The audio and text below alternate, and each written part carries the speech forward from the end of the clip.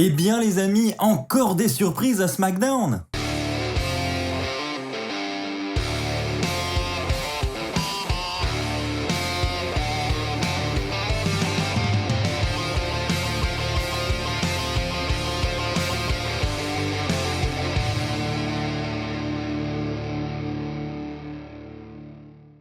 Bonjour à toutes et à tous les amis, c'est Axel, on se retrouve comme chaque samedi pour la review et les résultats de SmackDown. Comme je l'ai dit dans l'intro, encore des surprises cette semaine à SmackDown. On va voir ensemble ce qui s'est passé. C'est parti, on commence avec le premier point. Pour le premier point, nous allons parler du match par équipe qui a ouvert la soirée du côté de SmackDown. On a Big E qui fait équipe avec Shinsuke Nakamura et ils affrontent Apollo Crews et Baron Corbin. J'ai bien dit Baron Corbin parce que King Corbin c'est fini et justement, ça se passe plutôt mal du côté de Baron Corbin parce que il a perdu sa couronne, donc il est très très triste. Ça ne va pas en ce moment et vous allez voir que ce qui s'est passé à SmackDown ne va pas arranger les choses. Donc on a effectivement la rivalité entre Nakamura et Corbin et de l'autre la rivalité entre Big E et Apollo Crews qui sont mélangés dans ce match par équipe. Donc on aura effectivement durant le match un Baron Corbin qui prendra l'avantage, qui vraiment s'imposera dans le match, mais malheureusement pour lui, sur l'écran géant, on verra que sa voiture est en train de se faire enlever du parking parce que depuis qu'il n'est plus roi, Baron Corbin, il n'a plus l'argent. Il n'a plus du tout d'argent et donc on lui enlève sa voiture. Et donc là, il est triste, il est dévasté. Ça va évidemment le perturber durant le match et ça va lui coûter le match puisque Big E va le surprendre avec son big ending pour la victoire. Et donc, victoire de Nakamura et de Big E. Et on termine donc ce match avec un Baron Corbin assis au centre du ring qui ne sait plus quoi faire, qui est en mode méga triste. On voit vraiment qu'on a une transformation de Baron Corbin qui est en train de se faire. Et si on assistait prochainement à un face turn de Baron Corbin lors du retour des fans, ça serait très surprenant parce que Corbin, c'est vrai que c'était un peu le heel par excellence du côté de SmackDown. Mais maintenant qu'il n'a plus sa couronne, que va-t-il se passer avec lui? Je vous laisse partager votre avis dans les commentaires. Les amis, c'est vrai, je l'ai dit, Bayley et Bianca Belair, le fait que la rivalité continue, on avait l'impression du moins la semaine dernière que la rivalité allait continuer entre les deux, et bien ça se confirme cette semaine. Et c'est vrai que j'avais dit que j'étais pas ultra favorable parce que selon moi, on avait fait le tour dans cette rivalité, il n'y avait pas besoin de la prolonger. Mais c'est vrai que suite à l'annonce et à la proposition de Bianca Belair à SmackDown cette semaine, je vois la suite de la rivalité d'un autre œil et j'ai envie de la voir en fait cette suite.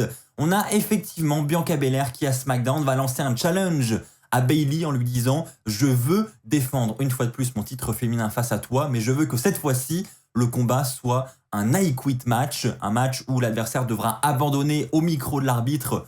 Voilà, c'est la seule solution de remporter le combat, c'est de faire abandonner son adversaire. » Et Bayley va se mettre à exploser de rire, elle va lui dire mais tu rigoles ou quoi? Enfin voilà, elle va se foutre de sa gueule, mais elle va finir par accepter le challenge. On aura donc un match entre Bianca Belair et Bayley à Money in the Bank pour le titre féminin de SmackDown dans un I Quit match. Honnêtement, je trouve que c'est une belle annonce, ça risque d'être un très beau combat avec du suspense je pense. Donc vraiment, pour le coup là, j'avoue, j'ai envie de le voir ce combat, en plus avec le retour des fans, ça peut vraiment être très très cool. Les amis, parlons maintenant de ce Last Man Standing match entre Kevin Owens et Sami Zayn. Il y avait une place dans le Money in the Bank Ladder match masculin à remporter. Donc c'était un match très tendu entre les deux, très serré. Et on s'attendait à un beau match. J'en avais parlé la semaine dernière. C'est vrai que quand la WWE a officialisé ce match, bon déjà les deux se connaissent très bien, mais en plus on ajoute une stipulation Last Man Standing. On se doute que ça va être très serré et que ça va être un très beau match. Et c'était vraiment le cas pour le coup. On a de très beaux spots, notamment ces deux tables empilées à l'extérieur que Owens va se prendre du haut de la troisième corde. Ça c'était un très beau spot. Et ensuite cette fin également où Owens est vénère. Il va faire un premier powerbomb à Sami Zayn sur une table à l'extérieur, sur la table des commentateurs pardon. Ensuite il va faire un second powerbomb sur une table justement à l'extérieur qui avait été positionnée juste avant. Et il va terminer avec un powerbomb sur le rebord du ring. Et c'est là-dessus que Kevin Owens va remporter le match. Sami Zayn ne se relèvera pas. Et donc on a Kevin Owens qui est officiellement qualifié pour le Money in the Bank Ladder match masculin. C'était un très bon moment de SmackDown et je suis très content aussi de voir Kevin Owens rejoindre ce Money in the Bank Ladder match. Les amis, surprise à SmackDown encore cette semaine, oui, et pas n'importe laquelle parce que pour le coup c'est vraiment un truc que je n'aurais absolument pas attendu. Pareil, on n'avait pas de rumeur, on n'avait rien, donc c'était vraiment la surprise. On a cette semaine Sonya Deville qui arrive au centre du ring et qui est là pour nous présenter une nouvelle participante au Money in the Bank Ladder match féminin. Et donc là, on se dit, bon, qui elle va nous présenter? Et là, elle nous présente Zelina Vega. Alors pour ceux qui l'ont oublié, Zelina Vega avait été licenciée par la WWE il y a quelques mois de cela. Et c'est vrai qu'elle avait été beaucoup affectée. Et notamment sur ses lives Twitch, elle en parlait beaucoup. Et bon, on comprenait pas trop cette décision de la WWE. Et là, honnêtement, je comprends encore moins cette décision de la réembaucher. C'est vrai que c'est très bizarre hein, de relâcher des catcheurs pour les faire revenir quelques mois après. On a donc Zelina Vega qui participe officiellement au Money in the Bank ladder match féminin.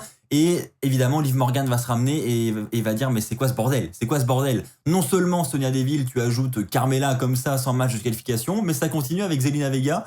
Pourquoi elles n'ont pas besoin de se qualifier? Donc elle va un peu péter son câble, ce qui va nous mener ensuite à un match 1 contre 1 entre Liv Morgan et Zelina Vega. Bon alors c'est vrai que ce retour de Zelina Vega était un point positif parce que c'est une belle surprise du côté de SmackDown. Maintenant le match qui suit, bon, non seulement très très court et puis en plus le finish, un roll-up de Liv Morgan sur Zelina Vega. Ça faisait longtemps, on n'en avait plus trop en ce moment des roll-up, donc le retour ça fait du bien, il faut le quota de roll-up hein, pour chaque show. On l'a, ça y est, victoire de Liv Morgan sur Zelina Vega. Donc bon, voilà, rien de plus à dire sur ce combat, il ne s'est pas passé grand chose, juste une victoire de Liv Morgan. Les amis, petit segment avec Rollins en coulisses. Effectivement, Rollins va voir Sonya Deville et Adam Pearce, et un peu comme Liv Morgan, il va dire c'est quoi ce bordel? Pourquoi Edge a cette opportunité pour le titre universel à Money in the Bank en 1 contre 1 face à Roman Reigns? Est-ce que vous m'avez oublié? Voilà, c'est ce qu'il va dire à Adam Pearce et Sonya Deville. Et Sonya et Adam Pearce vont lui dire non écoute, Edge n'a encore jamais eu son opportunité 1 contre 1, il a remporté le Rumble et il n'a pas eu son 1 contre 1, donc il doit l'avoir, c'est normal. Et Sonya lui dit écoute Rollins, tu auras toi aussi la possibilité d'avoir un match de championnat puisque la semaine prochaine tu affrontes Cesaro dans un match 1 contre 1 et celui qui remportera le combat aura sa place dans le Money in the Bank ladder match masculin. Donc on a Rollins qui va se mettre à rigoler et qui va partir. Donc, est-ce que Rollins va remporter ce match face à Cesaro ou est-ce qu'il ira jusqu'à remporter la mallette à Money in the Bank? Peut-être, mais en attendant, moi, j'ai quand même l'impression qu'ils sont en train de construire petit à petit la rivalité entre Rollins et Edge. Et donc, c'est vrai que je vois de plus en plus Rollins venir intervenir dans le match de Edge à Money in the Bank pour lui coûter la victoire en mode, voilà, c'était ma place normalement, tu as pris ma place, alors je m'en prends à toi. Qui devrait ensuite nous mener à ce match entre Edge et Rollins à SummerSlam. Les amis, ceci étant dit, passons au flop de la soirée.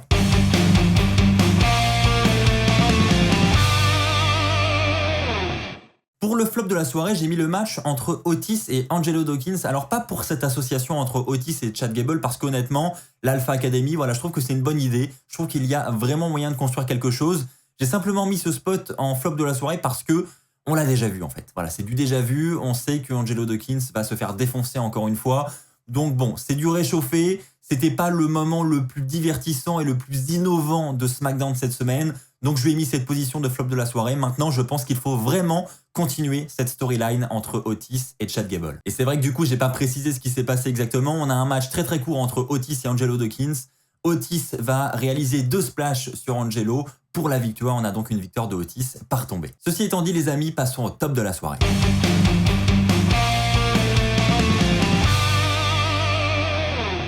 Pour le top de la soirée, j'ai mis une fois de plus cette rivalité autour du titre universel. J'ai trouvé Edge vraiment très très bon cette semaine. C'est lui qui va ouvrir le show de SmackDown avec un speech où il n'y aura pas d'intervention. Ce sera vraiment un simple speech et puis après Edge va se barrer.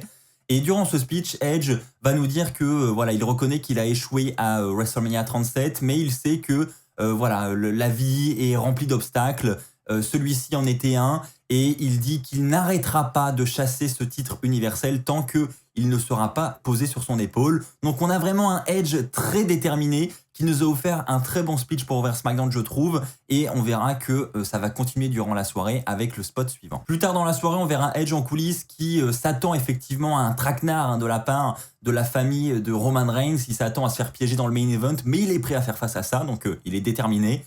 Et de l'autre côté, on a Jimmy Uso qui va demander à Paul Heyman où est Roman Reigns ce soir. Et on dira que Roman Reigns est avec sa famille, qu'il ne peut pas être disponible ce soir. Donc Paul Heyman va demander à Jimmy d'être main event Jimmy Uso ce soir. Donc en gros, de se démerder tout seul face à Edge dans le main event et surtout de faire honneur à la famille. Nous arrivons ensuite au main event de la soirée. Jimmy Uso va faire son entrée. Il va demander à Edge de venir. Edge va arriver. Et Edge, là, va commencer à démonter Jimmy Uso en lui disant « Écoute mec, t'en as pas marre d'être la chienne de Roman Reigns. Ce mec utilise toute sa famille et vous ne voyez rien. » Donc voilà, il va vraiment lui mettre tout ça dans la face.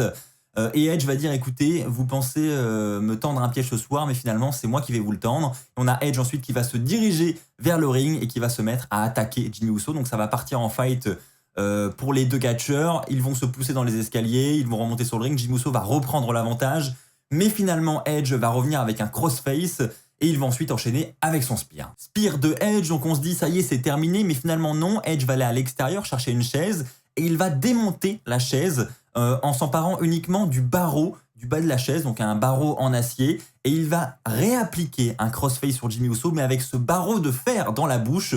Donc c'est un spot vraiment très marquant qui fait référence à ce que Edge nous montrait plus tôt dans la soirée, j'en ai pas parlé, mais c'est vrai que Edge nous avait montré une photo de Roman Reigns en train de subir justement le crossface de la part de Edge à WrestleMania 37. Edge nous disait que voilà, Roman Reigns peut être en difficulté à un moment donné, et donc on a évidemment ce clin d'œil dans le main event de la soirée à ce que nous disait Edge plus tôt avec ce crossface sur Roman Reigns. Donc une fois de plus, Edge envoie un message très clair à Roman Reigns. Il faut qu'il se méfie à Money in the Bank puisqu'il aura un nouveau Edge devant lui, un Edge prêt à tout pour remporter le titre universel. Voilà les amis, c'est ainsi que s'achève cet épisode de SmackDown et c'est également ainsi que s'achève cette review de SmackDown.